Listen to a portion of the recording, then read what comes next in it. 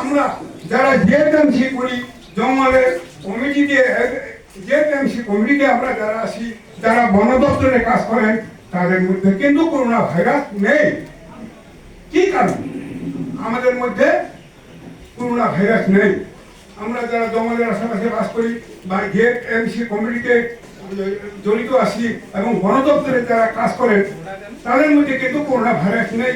কারণ আমরা যে জঙ্গলকে সংরক্ষণ করি, জঙ্গলকে যে রক্ষা করি, এই জঙ্গলে বহু রকম মেডিসিন গাছ, বহু রকম আমাদের যে দূষণটাকে ওই যে দূষণটাকে মুক্ত করে আরো অক্সিজেনটা আমাদের দেয়। যার জন্য আমরা জঙ্গলের প্রতি যদি আমরা মহামমতা না করি, চিন্তা দরকার এই হাতিটা কার, কেন আমরা হাতিটাকে মারতে যাব?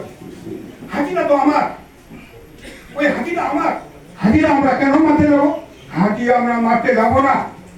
হাতি আমাদের সম্পদ, এটা আমাদের জাতীয় সম্পদ। হাতি, গন্ডার, ময়ূর, হরিণ এগুলো আমাদের জাতীয় সম্পদ, এগুলো আমাদের সংরক্ষণ দিতে হয়। যদি কোনো কারণ যেমন মরিঙ্গা ধরায় আমাদের নোনাবাড়ি মরিঙ্গা ধরা এবং সরে না আমাদের কেবল তার হয়ে গেছে।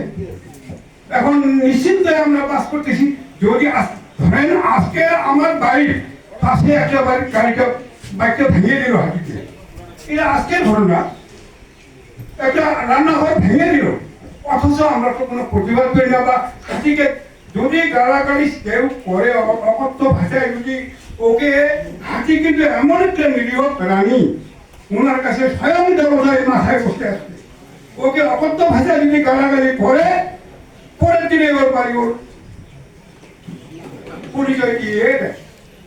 কিন্তু আমরা সবসময় এই হাতি সবসময় আমরা মুক্তি করে থাকি। যার জন্য পাশের আমাদের বাড়ির পাশ নেই চলে যায় হাতি, কোনো ক্ষতি তো করে না, কোনো ঘরও তো থাকে না। যদি অকথ্য ভাষায় কেউ যদি গালাগালি করে তাহলে সত্যি তার প্রতিশোধ হাতি নিবে। যার জন্য হাতি খুব ধার্মিক, মানুষ অধার্মিক। মানুষের কাছে ধর্ম নাই, মানুষের কাছে ধর্ম নাই। ধর্ম একমাত্র আছে জীব, পশু, পাখি, গাছ গাছার কাছে ধর্ম আছে। একটা গাছ কথা বলতে পারে না, একটা পশু কথা বলতে পারে না, যেমন একটা গাছ কথা বলতে পারে না, কিন্তু গাছ শত সহস্র আমাদের উপকার করে। গাছকে আমাদের বাঁচা একান্ত প্রয়োজন এবং এই জীব জানোয়ারকে আমাদের বাঁচার একান্ত প্রয়োজন। এই যে কিছুক্ষণ আগে বলেন যে ইলেকট্রিকটাকে দিয়ে হাতি মরে বা কেউ মানে আমাদের খবর দেন। আরে বাবা, আমাদের নিজ দায়িত্ব থাকতে হবে। আমরা যে কমিটি করি, যে টিএমসি কমিটি করি, আমাদের দায়িত্ব থাকতে হবে। এই সম্পদগুলো আমাদের, ও ডিএফও সাহেবের না, রেঞ্জার সাহেবের না, বিডিও সাহেবের না, আইসিএম সাহেবের না। এই সম্পদটা আমাদের। ওরা তো আজকে আসবে, কালকে কোথায় বা ট্রান্সফার হয়ে চলে গেছে।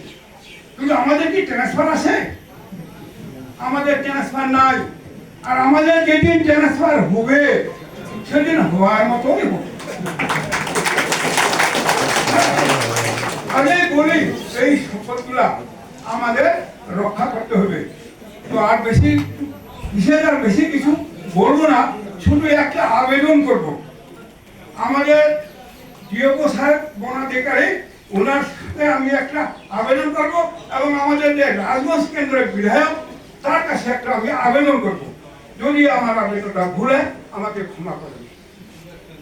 আজকে যা দেখতেছি পার্মানেন্ট স্টাফ নেই, পার্মানেন্ট স্টাফ নেই, শুধু রেঞ্জ অফিসার, বিডিও অফিসার, ওই ডিএল গেলে গিয়ে চলতেছে, ডিএল গেলে গিয়ে চলতেছে। আর ডিএল এর স্যালারি কত? 8,000 টাকা। যে হারে দুর্বল মূল্য, তাহলে 1 কেজি চাল কিনতে গেলে 45 টাকা। তারা পরিবার নিয়ে কিভাবে কাজ করবে? আমার চোখে আমি দেখতেছি এই মরিঙ্গা যারা পাঠিয়েছে ডাকবে স্বীকার করবে, প্রচন্ড হেভি তার পরিশ্রম, রাত নাই দিন নাই। দিনের বেলা করে জঙ্গল পেট্রোলিং, রাত্রি বেলা করে হাতের পেট্রোলিং।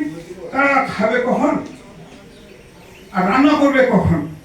যার জন্য আপনাদের কাছে আমার এটা অনুরোধ, এই যে ডিএর গুলা খাটতেছে 8,000 টাকায়, আজকে তার তো পরিবার আছে, তার তো বাড়ির তো এই জিনিসগুলো যাতে খুব ভালোভাবে একটু মনে রাখেন, যাতে এদের একটু ভালোভাবে হয়। 1 নম্বর। 2 নম্বর আরেকটা আমার দাবি, আপনারা একটু শুনেন আমার দাবিটা।